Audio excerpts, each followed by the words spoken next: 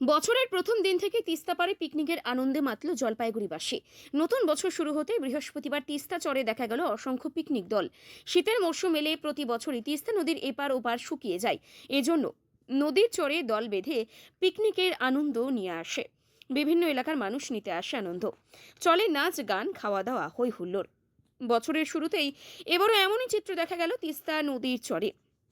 আনন্দে মেতে ওঠার পাশাপাশি চলে দেদার খাওয়া দাওয়া। পিকনিক বেশ জমজমাট হয়ে ওঠে তিস্তা পারে। তিস্তা নদীর টানে প্রতি বছরই জলপাইগুড়ির জুবিলি পার্ক এলাকায় পিকনিকের আয়োজন করেন জলপাইগুড়ি শহর সহ বিভিন্ন এলাকার মানুষ। আপনি কি করছেন, আপনার নাম বলেন?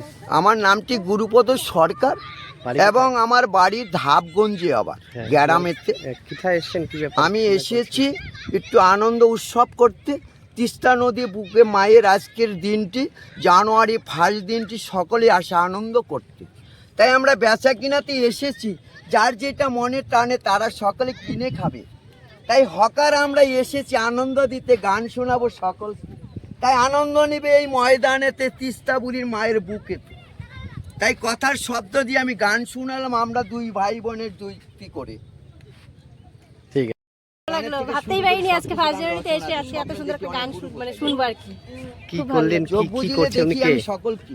মানে বাদাম বিক্রি করে, তারপরে এটা কি বলে, ঘটি ঘটি। ঘটি করেন চানাচুর ভাজা। ঘটি গরম চানাচুর ভাজা আর কি। মানে আমি নিয়ে দেখলাম আজকে ফার্স্ট টাইম ট্রাই করবো আর কি, দেখি কিরকম লাগে খেতে। কি পাশে এক্সট্রা পাও নাকি তাই গান? এখন হবেই হ্যাঁ একটা। হ্যাঁ হ্যাঁ, কি তা পেলেন? দিয়ে কি শুনলেন? গরমে থাকে গান ভিতরে, শুনলাম, খুবই ভালো লাগলো আর কি। পাবেন রেকর্ড করলেন? সকলে হ্যাঁ, রেকর্ড করলাম আমি। জি।